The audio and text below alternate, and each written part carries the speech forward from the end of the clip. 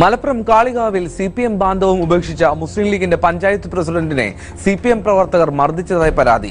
പഞ്ചായത്ത് പ്രസിഡന്റായി തിങ്കളാഴ്ച ചുമതലയേറ്റ VPA നാസറിനാണ് മർദ്ദനമേറ്റത്.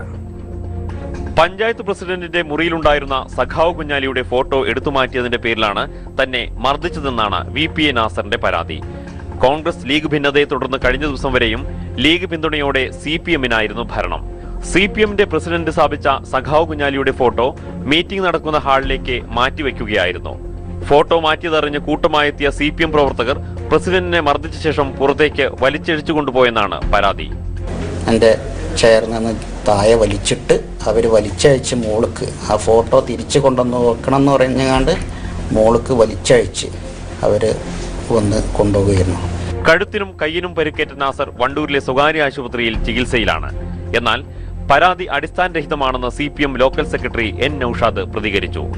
മനോരമ ന്യൂസ്, മലപ്പുറം.